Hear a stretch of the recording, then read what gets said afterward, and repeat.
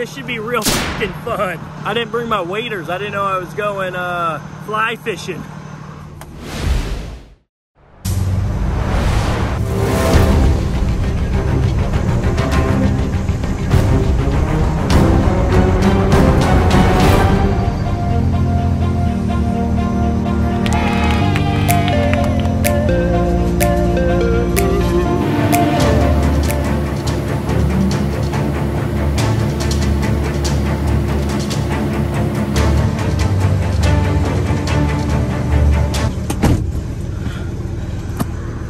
Holy shit. Yard dog for the save. He's like, you know, I don't have to, but if you want me to, I can move them for you. Oh, what a lifesaver. Well, if it's not something, it's something. This was one of these trips. Sure did use a lot of lube on this one. Oh gosh, and it's hot as right now. So I just stopped to fuel up in Brooklyn like I normally do every westbound trip. And I'm gonna show you a picture right here. And that picture is of the same exact truck and older Airstream RV that was here the day of the scammers. What was also here the day of the scammers was this. This guy, right there. Yeah. Not only was he there, maybe not even just on one occasion, but on a few occasions, I've seen him standing there. But then I'd also mentioned in that video where he was talking to the guys, but it was like he was walking away, and then he was just hanging out at his truck, again, this truck, when I was coming back after getting some cash. Coincidence?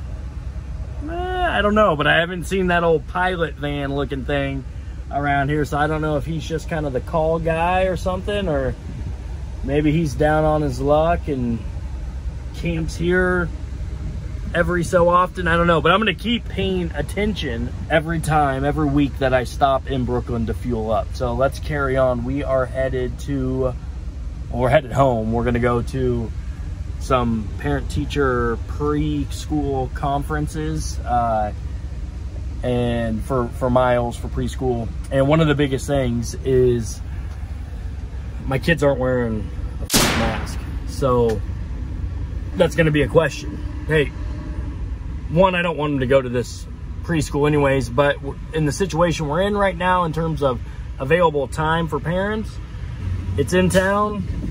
It's what he'll go to, I guess, right now. But one of my missions has always been to provide better for my kids than what I had. So like something that I just always have in my mind is I want to be in a position to pay for a private Christian school for my kids. My oldest, you know, she's kind of stuck in her ways in the sense of, you know, she wants to be with her friends, this and that. But, you know, you better believe I reached out and tried to, you know, say, hey, now would be a great time to, you know, get old Malia into a different school district, a private school district, when all things started getting stupid last year. So, you know, hey, I apologize for not apologizing, which means I really don't care. But when there's a filtration level of right here for viral particles that are 0.07 to 0.09 microns, you don't need to listen to some idiotic bureaucracy-driven doctor cover his own ass and think that that's the holy grail. So if you're wondering why I'm so adamant about a certain position, well, it's because I called the CDC. I asked what the size of the particles were. I reached out, literally emailed. I'll find the emails in my threads, post them here, to a mass manufacturing company to, you know, find out, hey, what's the filtration level? Because I listened to a doctor that's a senator, Dr. Scott Jensen from Minnesota, on an interview way back in the beginning that had talked about, hey, I thought we were going to follow the science of and not the emotions. So anyways, end of rant. I'm headed back home. We got our conference at 5 o'clock. I'll be there a few hours early. May have had to do some things last night on my logbooks that weren't let's hit the road.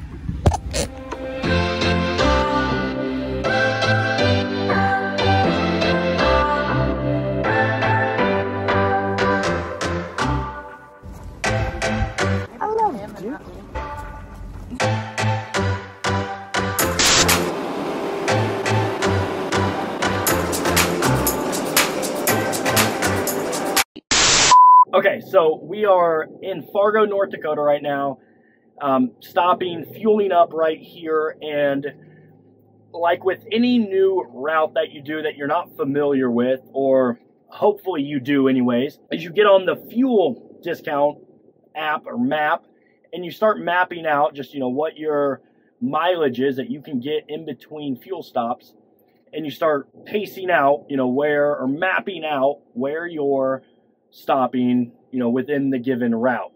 So what my goal is that I last fueled in Brooklyn, Iowa, up to Fargo, top it off, like totally full.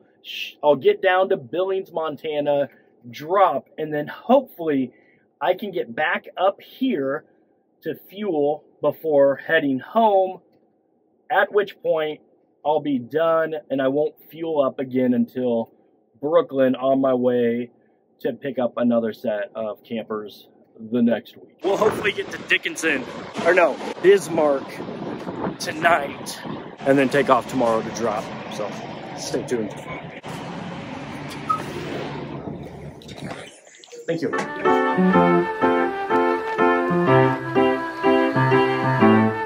If you have a Clipper camper, and it's got one of these door handles on it, and you open it up when you go get the packet, it's a little weird. Maybe you think you break it, but you say, hey, screw it, let's send it. And then you're a little worried that maybe it's gonna be considered driver damage. But again, let me reassure you, you didn't do this. Well, when you take this off and half the screws are loose on it, and then you try to get this stupid door handle to work, but that is still stuck back in it, all you got to do is take this and either push it back or forward, and then it'll work like a glove. That's it.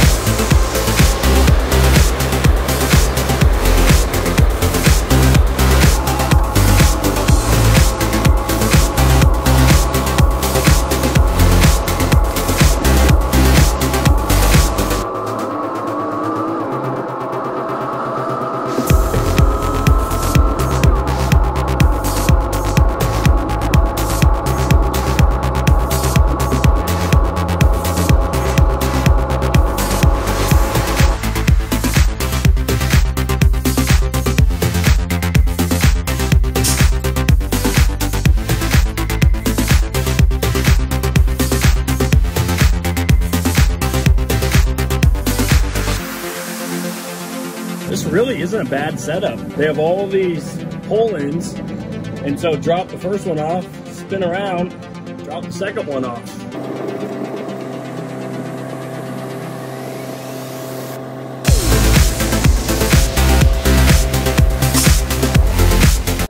Okay, so you saw it, we just dropped, and we have a change of plans. So to save time to get home, hopefully at a decent time tomorrow, which will be Saturday, we're going through the corner of Wyoming, through South Dakota, and the goal is that I get to Rapid City tonight. But the lady on the phone when I called the port of entry in Wyoming to see if I needed a permit sounded really confused in the sense that I didn't have IFTA, but I wasn't a pickup truck. So we'll see how that goes. I'll bring you along for it. Maybe I just stop at Sturgis, try to find the old transport bandits. I don't know. But this also throws off my fuel mapping that I had laid out. And I actually, after Fargo, stopped in this place in Montana. And so the goal was to go down to Billings, back up to that place, then to Fargo, then to home. So I'll have to do some research on where the cheapest spots are to fuel up in South Dakota on my route home. Stay tuned.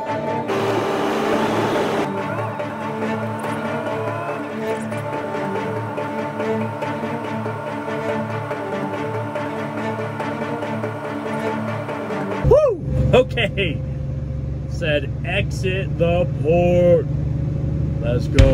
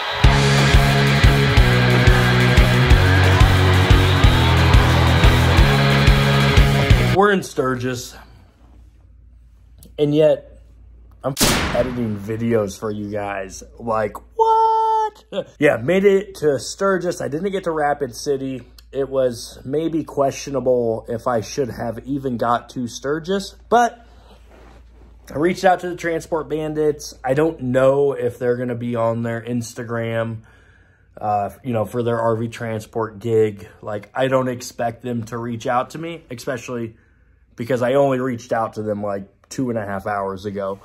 But if so, you're going to see that right here.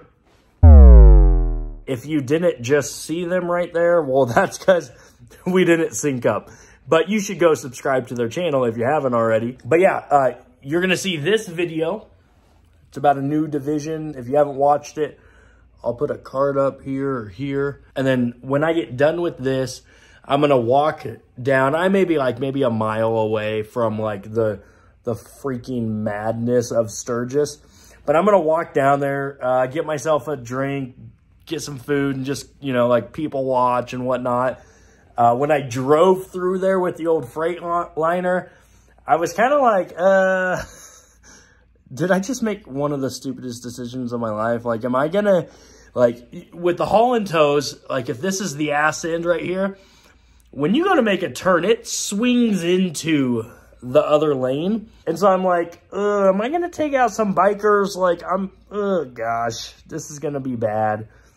Luckily, that didn't happen. I just drove straight through before trying to make a turn, then turned on little side roads so that I didn't have to worry about any hecticness, and then made it here. I bet this room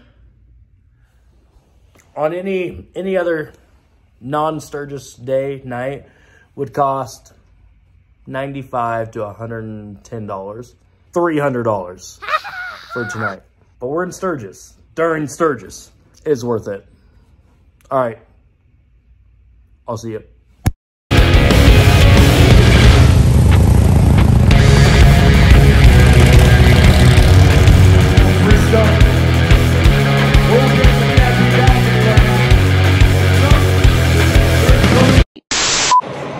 We are in Sioux Falls. You actually saw the old RV right there fueling up. Getting some fuel, which, again, I mentioned, you know, taking the time to map out your fuel spots so that you're saving money. each week, and here's a prime example. So I mentioned it earlier, I'm pretty sure. Yeah, I need to figure out where I'm going to fuel up at. And then I had about a half a tank left before I left Sturgis this morning. I was like, you know, maybe I fuel up in Rapid City or just somewhere right here in the general area. Well, I started looking, and I would have ended up paying $3.30 to $3.50 a gallon. And here it was $2.72 to $2.75, somewhere in there. So literally just saving money, being more profitable by taking the time to map out your fuel stocks. That's it. We're on our way home. I should have enough time to get home. I gotta take my 30-minute break right here, but I should have enough time to get home. Regardless, I'm getting home tonight. So there's that. All right, see ya. Okay, so we made it back last night after bedtime, so that sucked. I wasn't able to rock Miles and just, you know, be goofy with him. But this morning,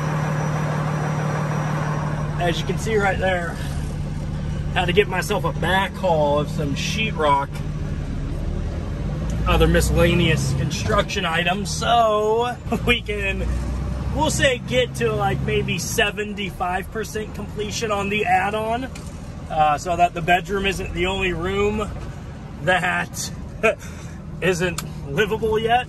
So yeah, that's what we're doing this weekend.